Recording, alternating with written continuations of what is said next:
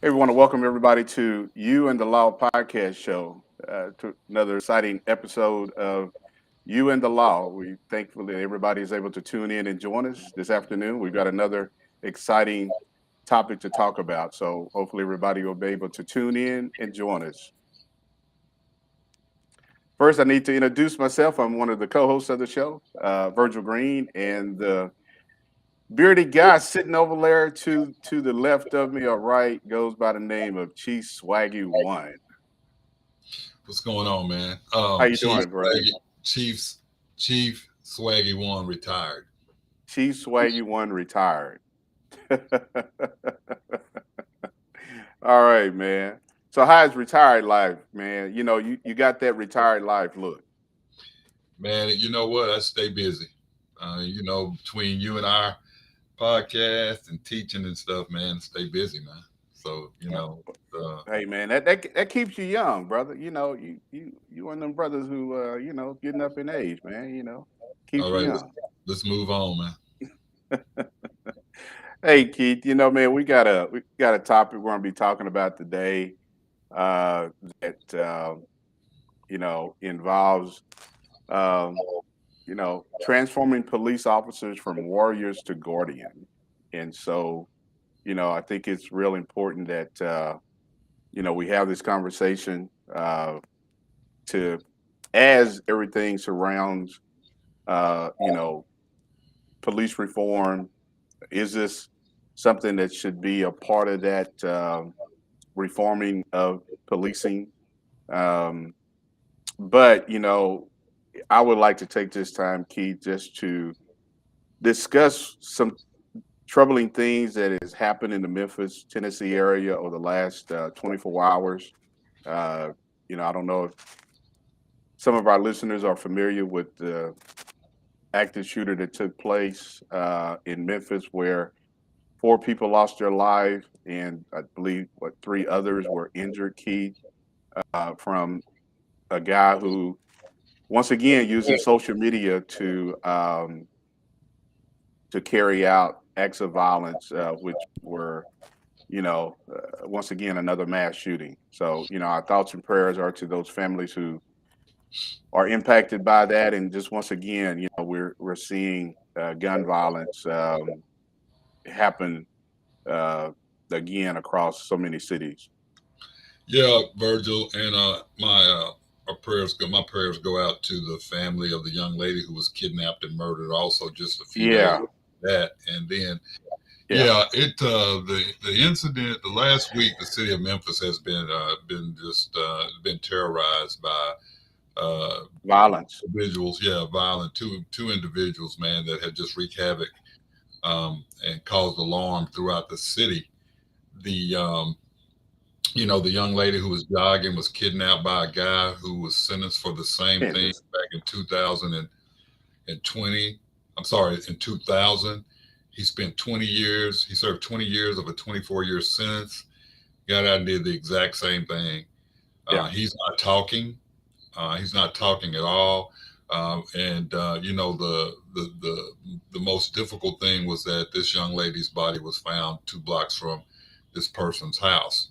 yeah, And then fast forward to yesterday, where a murder took place early yesterday morning, and there was a warrant issued for this person who, prior to being arrested, went on a shooting rampage throughout the city. 4 people were dead, are dead. 3 to 4 are injured, and a couple of his incidents were captured on social media. He was actually yeah. Streaming live. it live. Live. Yeah, Uh, this is a person that had been convicted of a violent crime. If I make no mistake, either attempted murder or murder. attempted And murder at the age of he's 19 now. At the age of 17, Keith. yeah, and he just was released in March. Yeah, And so, it goes back to what we've talked about, man. That you've got 3 branches of the criminal justice system: law enforcement, judicial, and the detention part of it.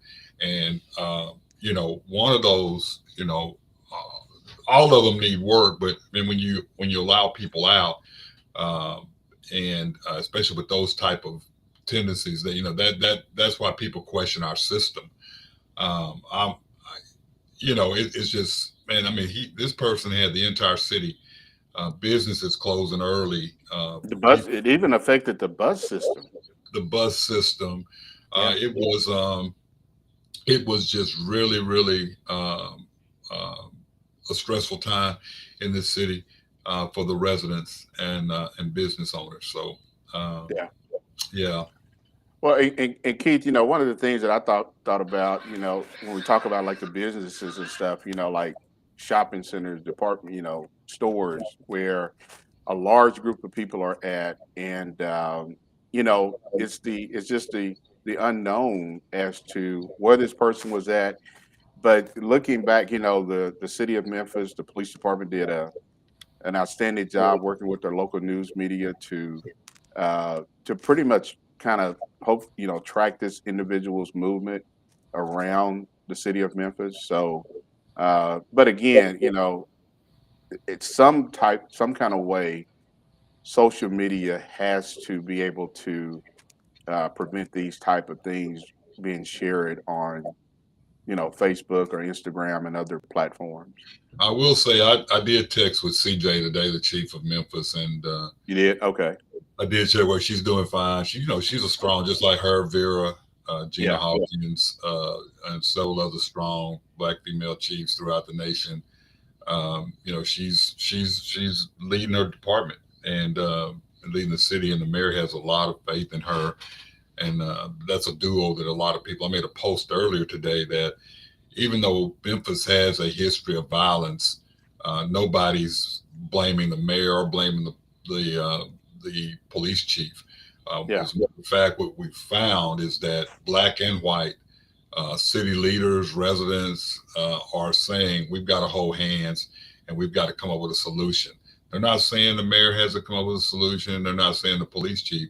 What I'm hearing loudly being voiced is that we have to come up with a solution to curb violence in our city. Yeah, exactly. Well, we've already got a message in the chat room from Mike Norris, who says historically Memphis has had a level of violence far in excess of what you would think for a city that size. I mean, it's unfortunately, Memphis has been in the news a lot, kind of like, Tulsa in Oklahoma, where, they've been featured on the the first 48, in, other cities like Atlanta. But I think it just really, the first 48 really highlighted the level of violence that city has had over the past decades. Well, for Virgil, I want to say this. Memphis is no different than any other major city. Yeah, When you start correct. talking about major urban cities, there's violent crimes in all those cities. LA, Baltimore, Atlanta, Houston, Dallas. Yeah, There's even Oklahoma City as Oklahoma well. City. When you talk to any major city chiefs or you do any type of research through PERF or ICP, they point out just violent crime in large urban cities have skyrocketed. Chicago, Yeah. so no major city is immune to violence, and Yeah. it's I don't think there's any one reason, but I do know, and I'll continue to say this. And when I was the chief in Little Rock, I made it very clear that the violent crime issue in the nation is a public health issue. It is a public health issue that is going to take every resource, every social service resource, every educational resource, every medical resource, every mental health resource. There's going to take all resources, all hands on deck to help. If we do have a chance in reducing violent crime, it's going to take, just like 21st century policing, it's going to take people to leave their egos at the door and sit down, scream and shout, point fingers there for a minute. But when you come out of the room, you've got a starting point. That's what it's going to take. Until we can do that, you got a lot of businesses throwing money and stuff, but that's not the case. It's not going to solve it. Yeah. It's not going to solve the problem. It's a public health issue. Let's address it the same way that we addressed COVID. the same way that we're addressing the monkeypox. Let's address it that way, a holistic approach. Well, and the thing with the violence and especially gun violence, I mean, with so many weapons out there that it's really a hard situation to manage to determine where the next mass shooting is going to take place because we're a country that has been so open to weapons and as we've seen in Memphis where two individuals with violent crimes, one probably had a weapon when he kidnapped the lady out running. Definitely the second guy yesterday had a, at a young age a violent history of being in possession of weapons and so many people Keith are you know pointing fingers at the criminal justice system. Yeah, there are flaws in it, and I think he only served out of a 3-year sentence. He only served maybe a year and a half of that Something sentence. like So that. Something like that. yeah, so yeah, I mean, just very tragic. So Keith, another thing I want to bring mention to you before we get into our topic is, did you see the list that was leaked about the law enforcement officers and police chiefs who are on this leaked list of the Oath Keepers? Does that surprise you? No, it doesn't surprise me because I think it's something that we have known all along and something that we have previously talked about. Uh, and especially knowing how many people who attended the the insurrection uh, in January. Well, man, all it takes is for you to go in briefing rooms throughout the nation and just some of the things that you would hear. I hope my people aren't involved in this, or, well, they didn't storm the Capitol, and so it's their right to be there. And you have officers. Our good friend Rick Jackson. Ricky Jackson caught a lot of flack because he basically talked about how what an embarrassment that was for law enforcement to have law enforcement officers participate in the insurrection Yeah, that occurred in January 6th. And he was basically, I mean, he has been harassed. He has been had complaints filed against him because people are saying that his views are racist and it violates people's civil rights.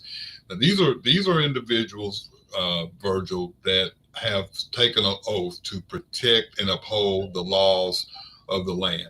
When every police officer that is sworn in, there's something about protecting the laws of the land and not bringing disrepute to the badge.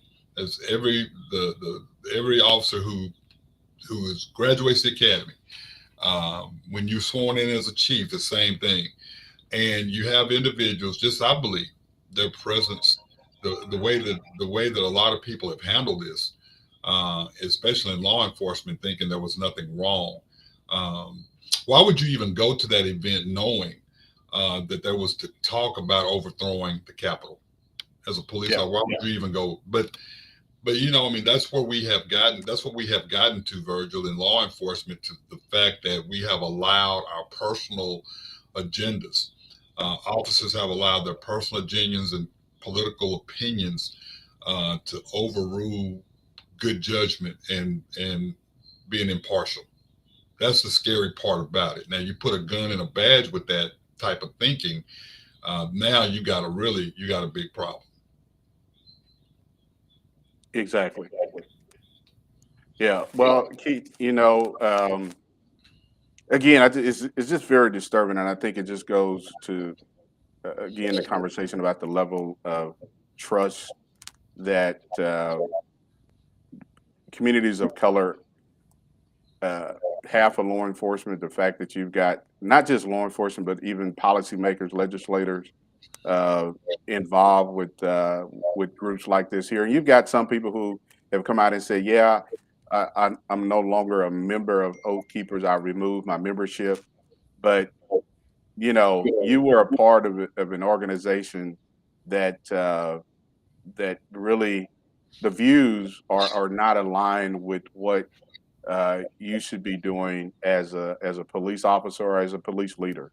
Let me ask you this, Virgil. So if a person said that they joined the Oath Keepers uh, a year or so ago or 2 years ago, and they, an officer, and they uh, resign or they cut ties with the Oath Keepers because they don't believe in the philosophy and the actions of the Oath Keeper, does that is that does that give them a walk? Do they get a pass for that? No. Okay, why not? And I'm just asking. I'm not saying this. I'm just curious. Well, again, Keith, I think when you take an oath to uphold the law, to protect and serve, um, you need to put aside your personal opinions and views about what's personal. I mean, again, how can you serve in this capacity and knowing where you got to treat people equal, and you have these biases or these other opinions about people, and those who are in elected positions? uh, that's a concern, because again, it raises the issue of why. How can you be fair with every arrest, or how can you be fair with policies that you are able to implement, and the where officers have to follow those policies? Yeah, and I totally agree with you. And that was what my answer was going to be. You can't be affiliated with any association that an active member of any association. Well, people will say, "Well, Chief, you participated in Black Lives Matter protests. I participated in a march that was peaceful. Correct. Was not a member of Black Lives Matter, not a member of Black Lives Matter. Totally understand the purpose of Black Lives Matter. Don't always agree with everything Black Lives Matter, but at the end, but the Black Lives Matter movement in Little Rock did not have a violent uh, uh, reputation. And I was asked to participate to help strengthen racial relationships or community relationship between the police and the African American community.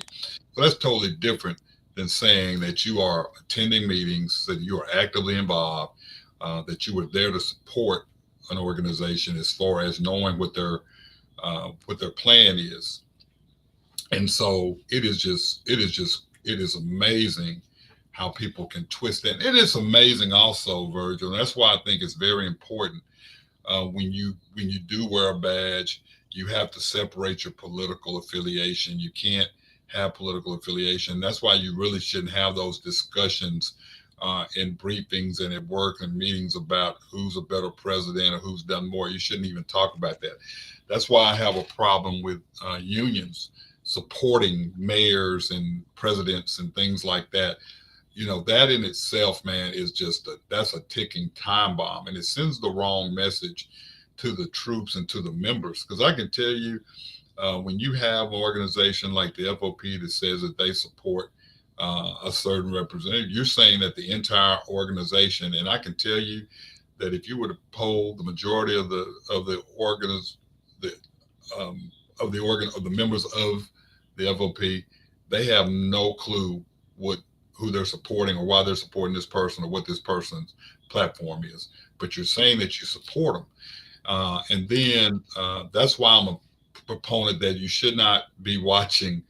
It bothers me when you go into people's executive command staff members' offices and you go to briefings and you've got Fox News on and it's on the whole time, and Yeah. people are paying more. And then you have supervisors that won't turn Fox News off and they allow it to play during briefings, and people are paying more attention to the Fox News than they are to the information that's being provided in order to keep them safe and being able to protect the communities.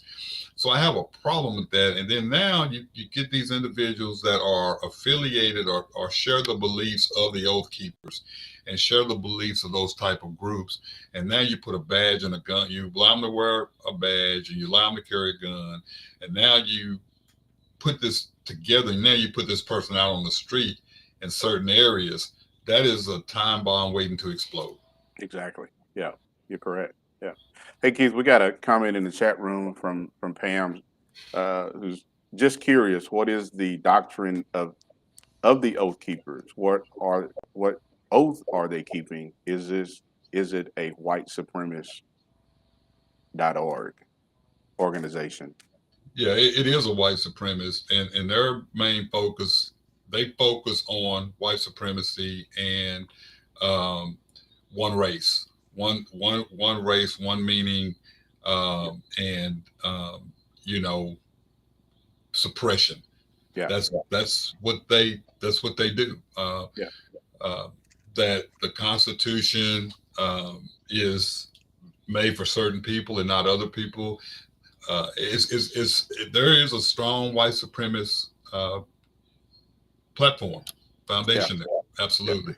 Well, Keith, and earlier when this list came out that was leaked, there is some information out about how the Oath Keepers was founded, and we're talking about some people who are highly educated. I think the founder uh, attended Yale University.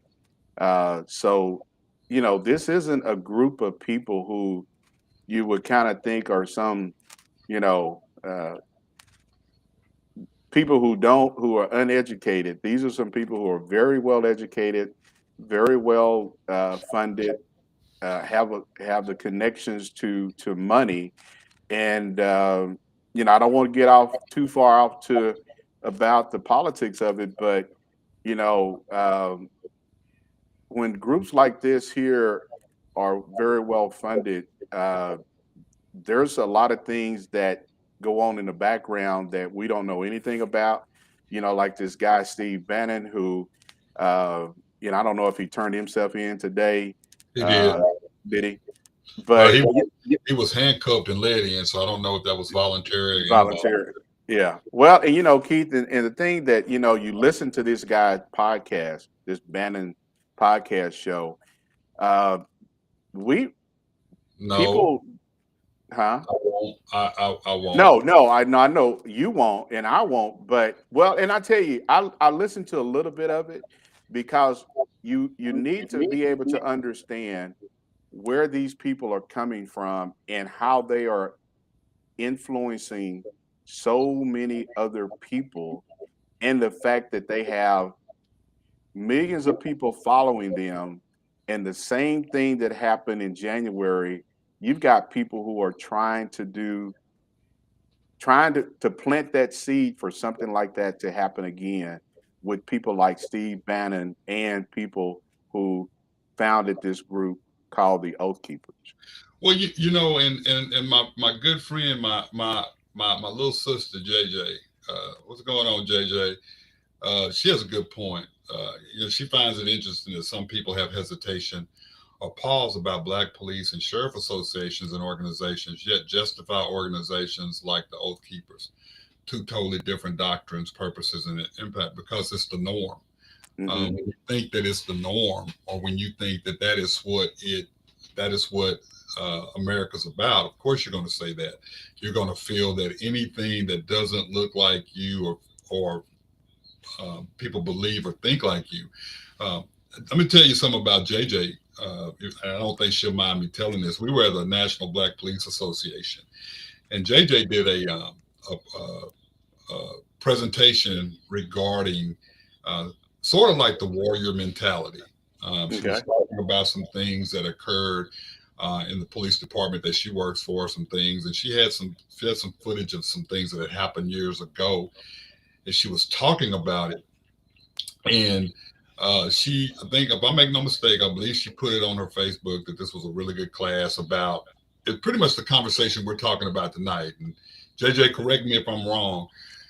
Before JJ finished that class, the president of the police association where JJ works was basically calling for JJ to be fired because what he was alleging that she was doing was that she was pitting Black officers against white officers and white officers against Black officers. And there was nothing of that. I was in that class and there was nothing of that. She was Hmm. basically talking about how um, officers not doing their job and how it can be deadly. And so she didn't do anything wrong, but this guy called for her to be terminated or disciplined. And if I make no mistake, I even think there was any talk. And JJ, like I said, please correct me. There may have been some talk about uh, doing an investigation on the class that she was teaching. But it's crazy how when you know you try not to. Yeah, exactly. We was talking about domestic terrorism and law Well, I enforcement. think she's saying that Yeah. it was alleged to be domestic terrorists and that there was a call for her to Mhm. cease and desist. That's exactly what it was, and it was a female president of the association where JJ is an officer that basically Hmm. called for an investigation. She was basically talking about there is domestic terrorism in policing, Yeah. and that's it. I mean, she was telling truth, and she had facts to prove it, incidents after incident after incident. Yeah. But Virgil, I do know this, and to the listeners, I do know for a fact, being a part of NOBLE, National Organization of Black Law Enforcement Executives, being a part of the National Black Police Association, I do know that I have been questioned by not only officers, but when I was in Norman, the city manager of Norman, and officers who thought because the word was black police officers or black police, that it was a radical group against that held meetings to talk. And I kid you not, to hold meetings to talk about um, how black police are going to overrule or come in and take over uh, police departments. How black police are being taught to be um, combative or abrasive. I mean, Hmm. that's what was taught. And and that's why you as a police chief, you can't be afraid to have these conversations about why the MBPA was founded, why Noble was founded, you know, the purpose of it. There are some that understand that. There are even some black officers that do not see the purpose of these organizations. But but these are the same officers that don't understand why these organizations were founded.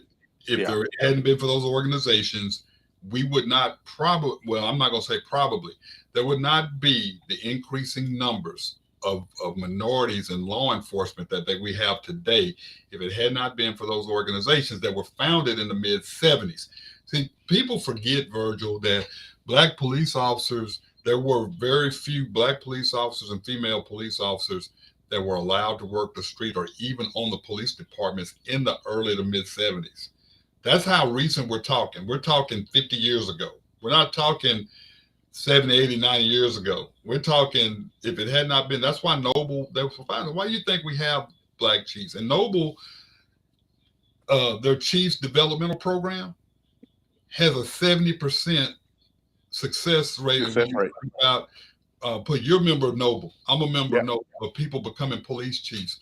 Yeah. So it is that we have to explain why we're doing things. We have to explain why things like Noble exist.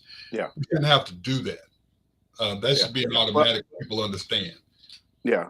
Well, and Keith, there's a separation. People look at IACP as the premier law enforcement association, and Noble is, oh, that's for the black folks. That's how they get together. Both organizations are good organizations, but it's what you get out of those organizations, especially with leadership development, and how Noble, like you just mentioned, has a very high percentage rate of men and women becoming police chiefs at other major cities across the United States. But Keith, yeah, go ahead, Bert. I'm sorry. well, I just wanted to mention, Reggie has a comment in the chat room. He said, hypothetically, how would those same people feel about black officers and officials being members of the Black Panther Party? It's a good, it's a good question, Reggie. I mean, because again, if people feel that you have a connection or association with groups like the Black Panther Party or Black Lives Matter, um, you're going to be somebody that they do not want around their police department. Is that right, Keith? Yeah, and people don't understand. You got to do the history. You got to do your homework. Reggie can tell you, man. Reggie's my frat brother. Huey Newton, who's a member of the fraternity, was a founding member, and the Black Panthers was founded on a civic platform. 71 civic programs were started by the Black Panthers. Mm-hmm. Black Panthers were founded because there were a lot of injustices being done to African Americans especially in California in the inner cities. And they were founded to be protect, not to a point of kill anybody, but to protect. And anytime you stand up you stand up against what's wrong. You stand up against what's wrong, and you look a certain way, you can be you can actually called you're a threat. You're a threat. And it's amazing, Virgil, that you never hear Noble was not actually really actively brought to the table at the White House until Obama got in office. There was talk because it was only ICP, PERF, the National Sheriff's Association. Every now and then, Noble was invited, and it wasn't until the mid 2000s that you start seeing Noble and NBPA being getting an active role, sitting at the table and having those discussions regarding police brutality, regarding members of extreme groups being in law enforcement. You and I know, and to the listeners who this might be the first time joining us, you and I know that I believe you and I both were at the IACP conference. You may not got to go that one time, but the outgoing president of IACP stood up. That was in Chicago. In San Diego, wasn't it? I believe it was in Chicago, where he stood up and made the comment about where he apologized. Yeah, I think that was in San Diego. Anyway, maybe I'm wrong. Okay, yeah. The reason I think it was Chicago because President Obama came. Yeah, you remember they were talking about boycotting. Yeah, I think JJ said Yancey Green is. I don't know. Or she's got Malcolm. Black Panther. I think she's talking Black Panther. Yeah, but he basically apologized and said that law enforcement had not been kind to communities of color, and that he apologized. I mean, he did not say that everything law enforcement did was bad. He basically talked about how we got to where we are today based on the history of law enforcement. And he was booed. People got up and walked out the room.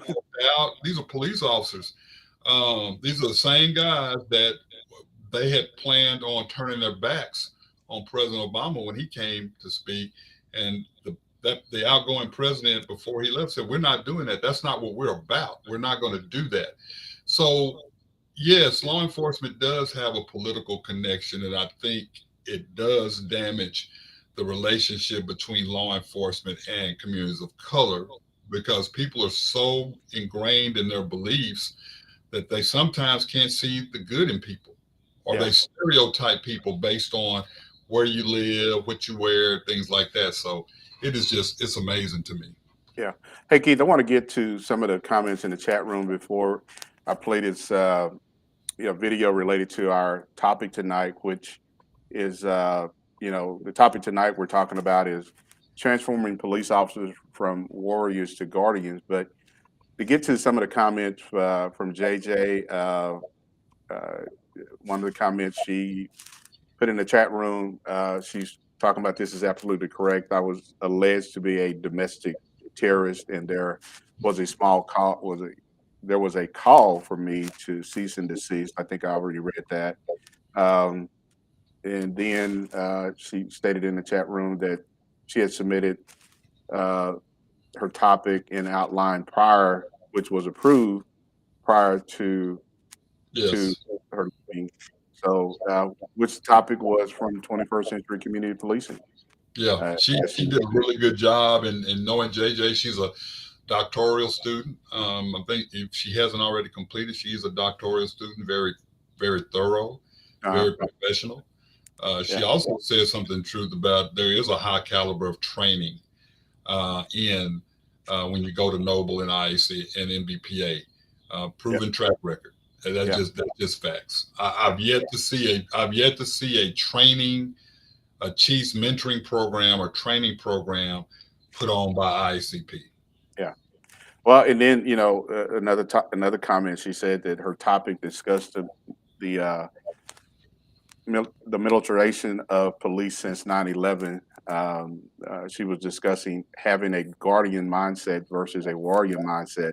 And JJ, that's something that that's the topic of tonight's podcast. Is the guardian mindset versus the warrior mindset. So Keith, and to you and the listeners, got a short news clip I want to play regarding our topic tonight.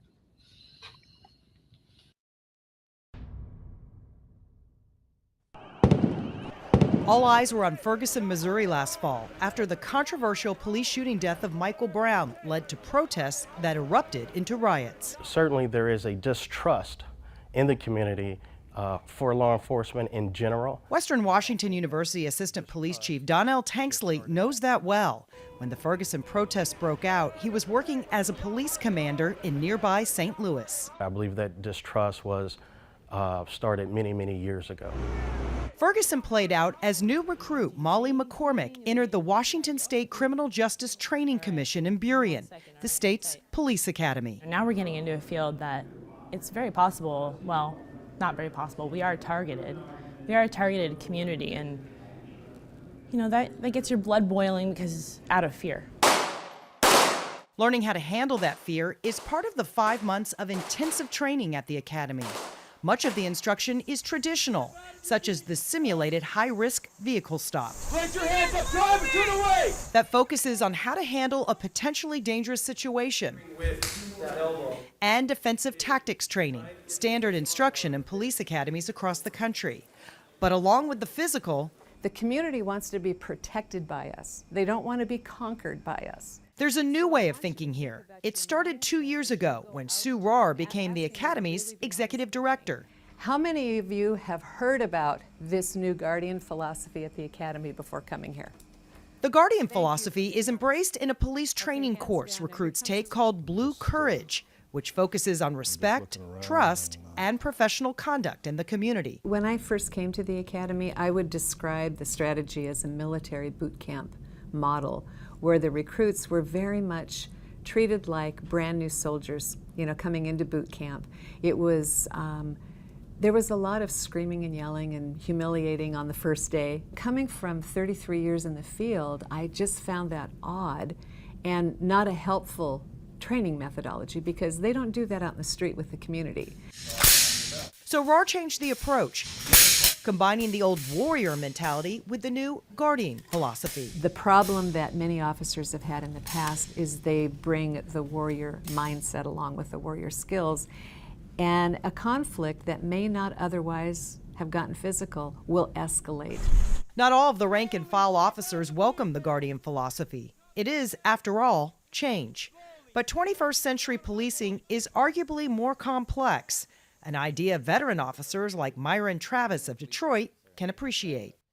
You have options, and you don't always have to assert that authority. Sometimes if you just listen and talk and understand that you're dealing with people with emotions and problems, that you can sort through that and have a more compassionate element to how you resolve issues.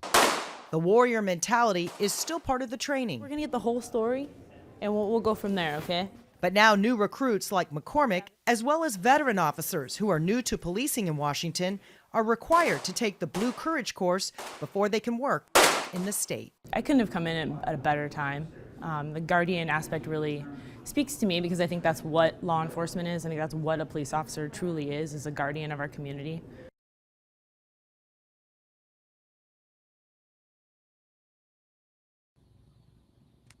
Hey Keith, a lot of good points were pointed out in that clip that we just saw, and I think it just goes back to, you know, everybody has their opinion about Guardian and Warriors, and you know, I made a comment on our social media Facebook page that, you know, the warrior mindset came from the military. You got people who serve in the military, they're trained to fight in wars, they're trained to kill people. Now, over the past several decades, that warrior mindset has evolved into the law enforcement industry where it's the warriors, it's us against them. And so it's yeah, now we're starting to see people say, wait, we need to get away from the warrior mindset and we need to become more of a guardian, because that's what law enforcement should have been all along, is that we're here to protect and serve, to be guardians over people, no matter what happens. You know, Virgil, I look back 34 years ago going through the police academy, and that's what you were pretty much told. You got to do anything to survive. So every instant, every scenario that you were put in, you were put in a situation where you had to use deadly force. Not just command presence, but deadly force. So when you walk into a scenario, you knew that in the scheme of things, either you as the police officer responding to the call in the scenario or the subject in the scenario was going to be killed. And you weren't taught to shoot to harm. I remember the firearms instructor that we hadn't done a day of patrol in his life, and so he was a competitive shooter, and that's all he talked about, man. Killing. You got to kill him. You got to take him down. Mm-hmm. Just think about that mindset. You're taught that for 5 or 6 months. You get out with a field training officer, and you're told you got to survive. You're going home at night by any means necessary. And then, so you've heard that. So now then the areas that are being talked about are predominantly minority and might even be low socioeconomic areas. Okay. Mm-hmm. Yeah. So now you're in this area, and those individuals that you have been, the areas that you've heard about in the academy, now you're being thrown into these scenarios, into this cell, and you automatically think that everybody in that area is a danger to you. So they're the bad people. Right. How are you going to react? Well, you're going to react. You're going to revert back to training. Yeah. Virgil, I find it interesting that even as a police chief, when you bring that when that guardian mentality, that guardian platform in, you talk about looking at policies and everything, you talk about de-escalation and things like that, and that you actually have people that will argue with the police chief regarding why the warrior mindset has to remain. Yeah. And then when you say that won't be taught, then once you walk out of the door, is basically forget what the chief said. Yeah, forget what he said. Yeah. That is why it's important to know who is doing your training. Yeah. Who is overseeing your training. As a police chief, you have to review your training outlines prior to every academy to see what's being taught. And if the majority of your training is not de-escalation, people skills, things like that, then there's a problem. We know that there is a necessity to train with weapons. We know that because we know in our job there is a probability, not possibility. In this day and time, we know there is a probability where a firearm, you might have to discharge your firearm. We know that. Yeah. But we put so much emphasis on that. We put so much emphasis on the reactive stuff, and we skim over the proactive things of, and you know, when time is gone for police to think or officers to think that this is soft policing, you know, basically, it's crazy. It is the craziest thing. Yeah, Keith, because you got people who are just, if it's not their way, it's not the right way. Your way is the wrong way. Yeah, Pam brought up a good point. She said we should go back to the psychological component when vetting police. Does it include a profile that can possibly detect bias, prejudicial mentality of a person? since officers are a microcosm of their communities, for instance, Oath Keepers, Proud Boys. Let me just say this: a psychological test is only as good as the test has been that they're using, The person who's reading it. and the person who's giving it. Yeah. That's why I'm really. That's why, man, you've got to to the police chiefs who are listening. You've got to make sure that the person who is doing your psychological test is the right person. That's why I'm a big proponent of sending your don't have in-house polygraph. We had them at the last department. Didn't like it. I think that should be something that's sent out. You should always have somebody who's a neutral party. I do know that we had a person that was doing the polygraphs in Little Rock, and her concern was why we were hiring so many Black people. So now you've got this person doing the polygraph. And so, psychological, yeah, there's some indicators there. There are. The fact of it is you have people that they try to ignore. Well, I can change them. And I've even heard people say this, man, that's the kind of guy we want. We want that tough guy. Yeah, you want that guy. Yeah, we want that guy that we know will get in there and fight and stuff like that. So, and Keith, let me not cut. Even when a person has said that person may not be fit, right, for your department, you got people who will overlook what the psychological person has said. No, this person isn't a good fit. Well, it's just like saying that somebody coming from the military makes the best officer. Or somebody with that's the craziest thing in the world to just say because someone has a certain background that automatically makes them qualified. That's a point that can be used. I mean, that's something that can be used to determine, but you don't just put all your, just like me as a police chief, because I was a police chief here doesn't mean I'm automatically a good fit for this organization. We got to stop doing that. But I'm going to say this, the condition of law enforcement right now is we created this monster. Yeah. You're right. We created this monster. And it's like the question that Pam asked, yes, there are key components out there that can pick up these indicate. Absolutely. The fact of it is, do we utilize them? And y'all would be surprised how many people are passed through and files are changed or little things are left out. I know that in some departments, no matter what a person's background is, if their relative or their father was a high ranking or something like that, they are automatically considered a good candidate. That's why I'm a firm believer in nepotism, having a nepotism policy. I truly believe, and I really respect the fact of Arlington, Texas Police Department. If you work there, not a relative can't work there with you. It can't be. I truly believe in that because of the things that I've seen. That just because somebody's father was the chief or somebody's father was the high ranking, you're hired. You're going to be a good officer because your dad was this. Your dad was this. Oh man, your dad was the chief of the troopers. So man, we want that guy. We want that guy. So that's because you come from a good bloodline. Comes from he's third generation police. Yeah. His granddaddy, daddy, uncles, and everything were police officers. So that means he's going to be a good police officer. But Keith, on the flip side to that, it's somebody who looked like me and you. Our sons or our daughters would not get the same conversation would not happen with people who look like us because oh man, he's a troublemaker. His dad is a troublemaker. Yeah. His mom's a troublemaker, man. His dad got all these complaints. Yeah.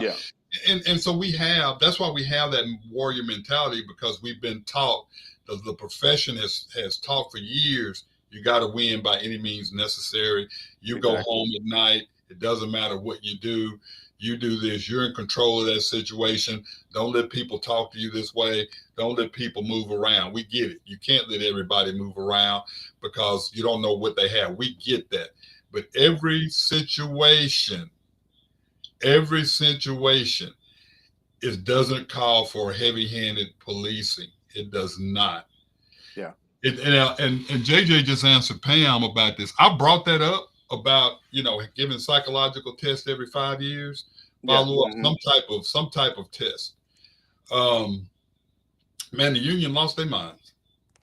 Yeah, because Keith, it goes back to now you are trying to say that this officer is not fit. Uh, Things happen over a period of time, so why not have some type of system put in place that evaluates officers? If you're going to give a performance evaluation, why not do the same thing for some type of psychological evaluation? Well, their biggest thing was, so then you start talking to the administration, and their thing was, well, now you're giving officers a resource to now say that they've got mental issues, and now they'll go out on they have Medical psychological, retirement. Yeah, and now medical they'll go out retirement. on medical retirement. So there's always somebody fighting against the long term. So now we have the wellness programs, and the wellness programs are an amazing program if utilized right. But I'll tell you, you got to have the right person running that program, overseeing that program. Yeah. If you don't have a person that people respect overseeing that, then nobody's going to utilize that program. So our profession, man, is at a crossroads, man. If we don't get this thing right soon, um, I don't know what's going to happen. You have officers quitting every day. You have people having a difficult time recruiting. You have mental illness that has skyrocketed in law enforcement. You have law enforcement suicides. You have people afraid to not respond because they're worried about they're going to get fired or they're going to get sued. And so it's just amazing what law enforcement is going through right now, what's happening in law enforcement. But I'll say this again, we created 90% of this monster. Yeah, exactly. Yeah. Hey, Keith, I want to get to a comment from one of our another listener in the chat room, Tony Hollis, who said throughout this country, many police departments have adopted a military mindset as opposed to a public service approach. One of the pitfalls of officers are their unwillingness to take a de-escalation approach. Some officers are trained to not do the wrong things, but they choose to trash the training and commit misconduct. Yeah. Well, if you're protected, it comes down to that. We'll look out for you. Hey, when I got into law enforcement, man, the thing was the first answer you get is the first, even if it's a lie, that's what you stick with. You stick with that, and you cover it. You didn't see anything. You could, somebody could knock somebody's head off, and you didn't see it. You could be right there. You could have handed them the rock to do it, but you didn't see it. I don't know what you're talking about. I didn't see it. Yeah. So, Virgil, I go back to what I said, man. We have created this, and it is very difficult. It is very difficult to transition into this warrior mindset when this has been ingrained in you. That we are at war. When you have people that say we are at war, back to the war on drugs, you can't say that, because when you start talking about we're at war, and what did you say earlier? What war is? War is, that comes from the military. War is about killing people. It's about annihilation. It's about taking care of wiping something out. So now when you're saying by any means necessary, zero tolerance, war on drugs, warrior mentality, those are things that basically say there's no budging. We're not budging on what we think. We're not budging on how we treat people. We're not budging on our mentality. This is necessary in order to address the problems that we're having today. And there's not a person on this podcast or listen to this podcast that doesn't understand that there are times you are going to have to use a higher level of force. Yeah, exactly. But people are saying you don't have to get out looking to do that the minute you drive up on every call. On every call. Well, Keith, I'm gonna go back to something that happened in a movie that came out in the 90s, Colors. Remember the movie Colors? Yeah, I do. How many Pac-Mans did? Actually, it was 88. 88. Okay. Every police department had a Pac-Man. That guy was the Pac-Man who was going to run down and have that warrior attitude about kicking ass. He was the one, and there were multiple Pac-Mans. And so when you see something like that in a movie, it was actually happening in the streets of LA when that movie came out. And so Every inner city, every urban police department had pack men, and Pac-Man, yeah, there were pack women, yeah, and they were known. Man, don't mess with Officer such and such, man. They'll slap the shit out of you. They'll slap the hell out of you. Yeah. That's just what, don't mess with him, man. He'll do this, he'll do that. And so people lived on that. That was the agenda and the reputation that some people built, some officers built, and they were very proud of that. And that spilled over into their legacy there. It spills over to their children's legacy. It is, and they feel as though they have to maintain that. They have to maintain that name and that reputation in order to get things done in law enforcement. yeah. Hey, Keith, man, we're coming up on the last 3 minutes of the podcast show, man. It's been we got a lot of people in the chat room commenting. We got another comment from JJ who says it's amazing to see the recruiting videos from some agencies that depict nothing but the warrior mindset. It is disheartening to see the skeleton head and other logos that are permitted that endorses killing. Some of these people, JJ, they think that that's cool. That's what people want to see. Look at the SWAT logos.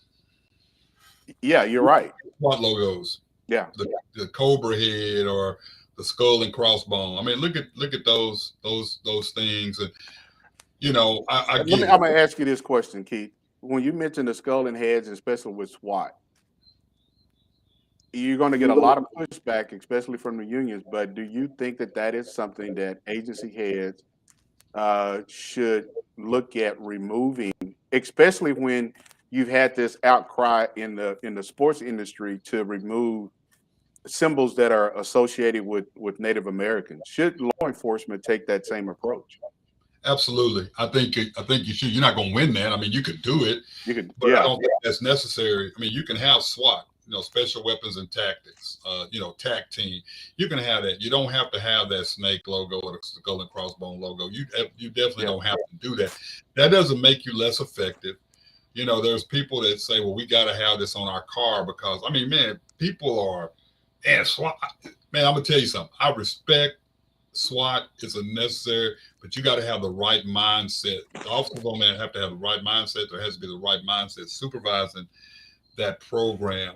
But then I believe there are certain symbols that do not need to exist in law enforcement. I'm just a firm believer in that. Not get rid of armored vehicles.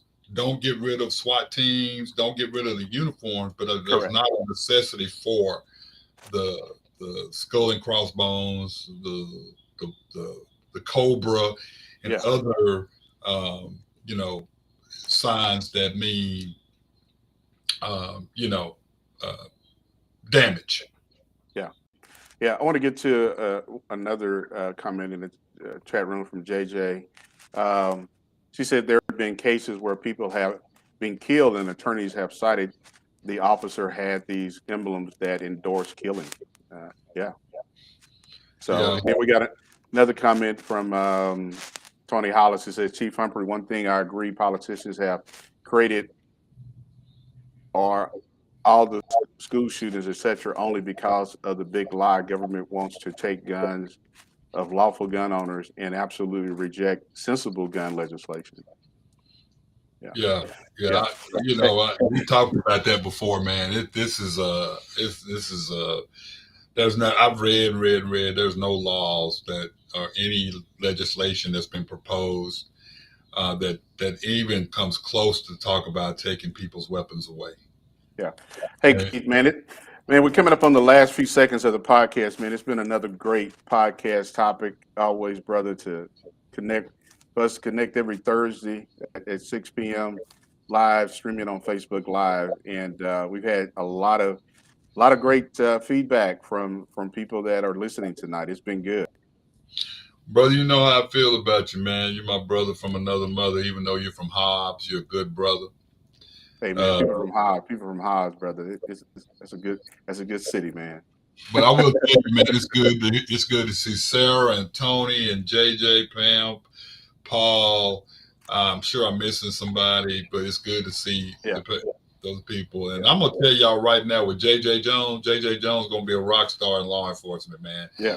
Yeah. Remember that name when she Yeah. becomes chief for one of these big cities. Just remember that Yeah. name, JJ Jones. Exactly. All right, brother, man. It's been good, man. We will see you again next Thursday, streaming live on Facebook Live for another episode of You and the Law Podcast Show. Thank everybody for joining us. All right. Good night.